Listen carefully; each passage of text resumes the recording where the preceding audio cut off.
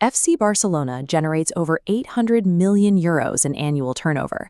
To hold even a fraction of the fans paying for that success, the club built the Camp Nou, an arena capable of seating nearly 100,000 people. But you cannot buy shares in this organization on a stock exchange, and there is no billionaire owner calling the shots from a private box. Instead, the club is entirely owned and operated by over 150,000 paying members, known as socies. This structure is by design, reflecting a philosophy literally stitched into the seats of their stadium: Més que un club, more than a club. The glittering success of the modern team was forged during a century of blood-stained history and political oppression.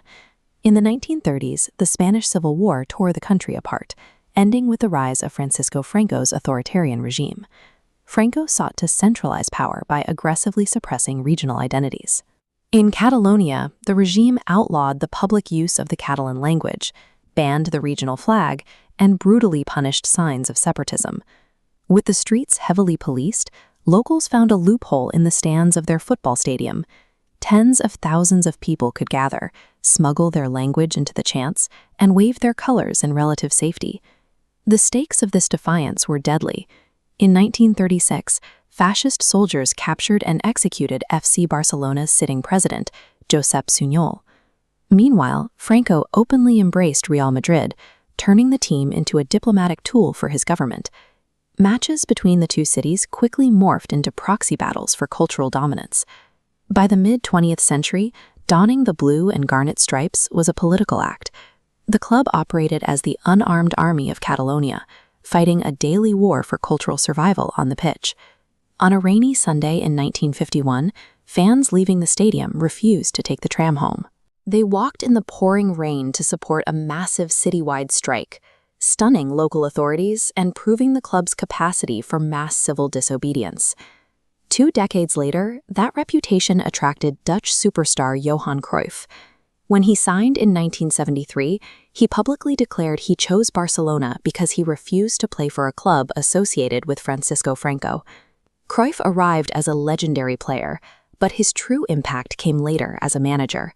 He installed a radically fluid, artistic style of play that prioritized technical skill and spatial awareness over brute physical strength. To ensure this style outlasted him, he convinced the club to invest in La Masia, a youth academy that would train children in this exact passing philosophy from the moment they first put on cleats.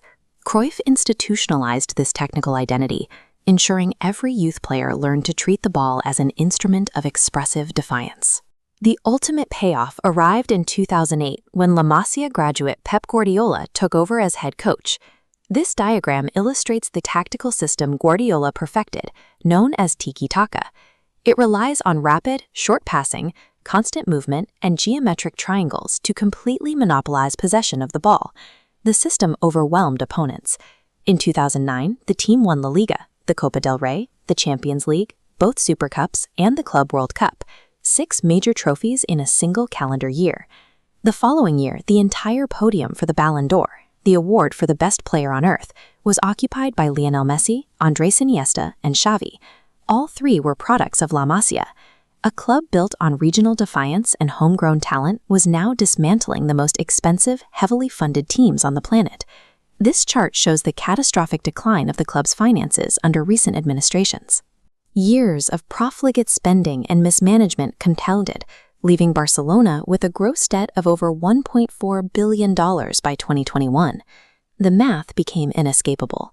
Unable to comply with the league's strict financial regulations, the club was forced to let Lionel Messi, their greatest player, walk away for free. To pull the club out from the brink of bankruptcy, members voted to bring back former president Joan Laporta. His mandate was clear: balance the books and restore the principles the club had abandoned. Today, they are stabilizing the ship by relying on the structures that saved them, the financial commitment of their fan owners, and a brand new generation of teenagers stepping up from La Masia.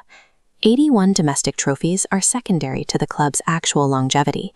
The club has held steady through fascist dictatorship, civil war, and financial collapse, remaining the singular constant of Catalan life.